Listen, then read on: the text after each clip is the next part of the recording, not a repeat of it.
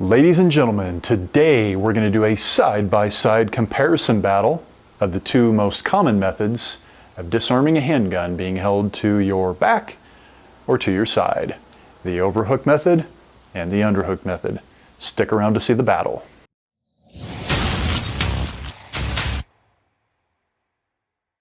Now I'm going to save the discussion for when you should or should not go for a gun disarm for another video.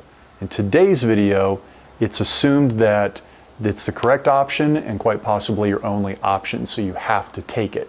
Now, because there's so many variables when doing a gun disarm, so many things that could go wrong and the potential for, well, death and severe injury, we need to make sure that we adhere to a set of principles to ensure the success of our disarm.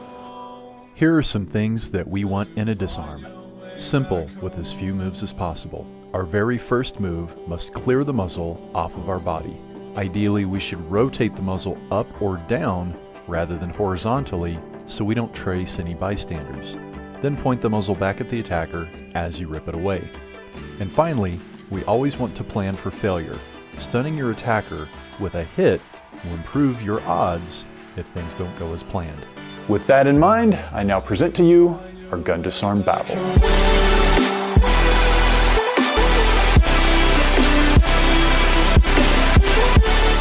One thing I like about the overhook method is that the muzzle ends up a little further away from your ear, so if the gun fires, there might be a little less disorientation from the loud bang.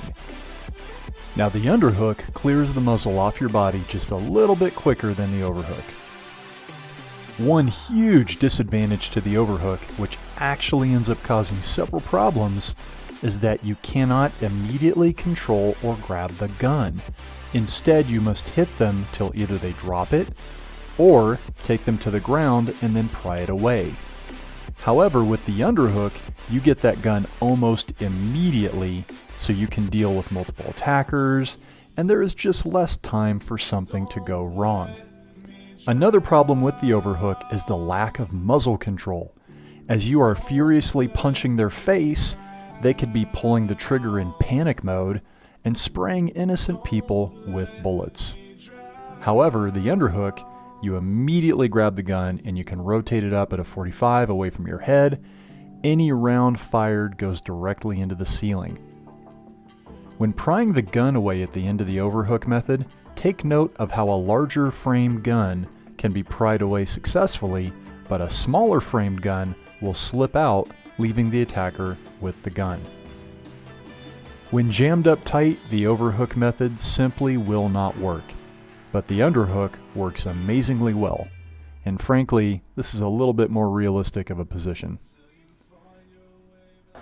At the end of the day, both of these disarms will work if your attacker gets close enough to give you the opportunity to disarm it. What's most important is that you get sufficient repetitions so that it's instinctual and automatic. Let me know in the comments if you prefer the overhook or the underhook and why. Also, if you liked today's video, make sure to hit the like button. And if you'd like to see me do a future video comparing two things, leave it below in the comments and I might just make one for you. As always, make sure you hit the bell icon and the subscribe button so that when future videos come out, you are alerted. Till next time, go get your reps.